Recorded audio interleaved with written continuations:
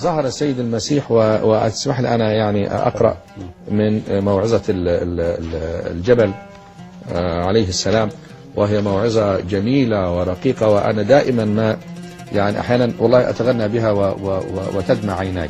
كان يقول: طوبى لفقراء الروح، طوبى للودعاء، سيد المسيح عليه السلام، طوبى للمحزونين.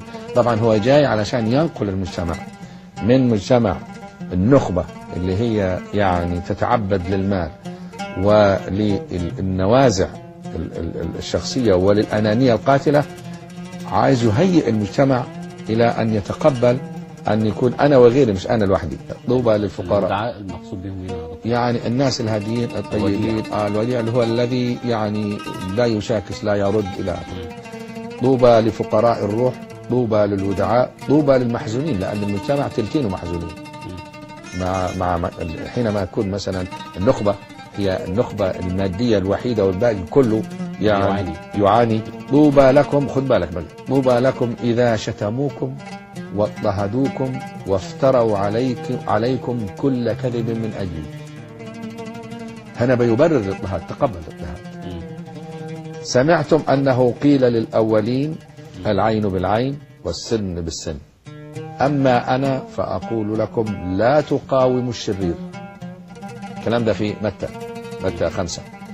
أما أنا فأقول لكم لا تقاوموا الشرير، بل من لطمك على خدك الأيمن فاعرض له الآخر. وفي ترجمة أخرى: فأدر له خدك الأيسر.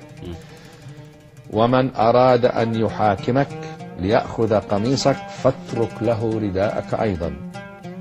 سمعتم، خد بالك برضه، سمعتم أنه قيل: أحبب قريبك وأبغض عدوك، أما أنا فأقول لكم أحبوا أعداءكم وصلوا من أجل مضطهديكم.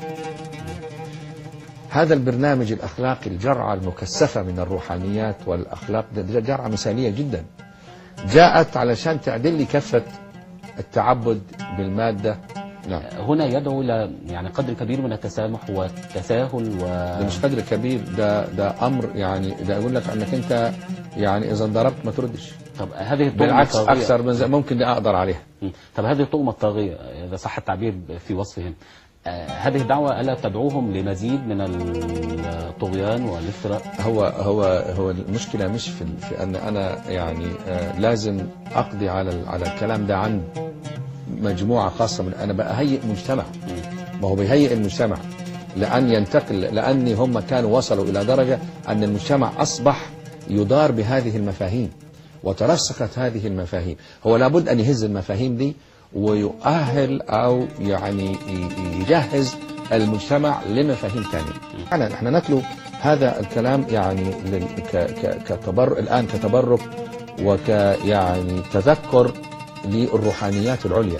سيدنا المسيح عليه السلام فعلا جاء ليهز يعني أركان رهيبة من النوازع الشريرة.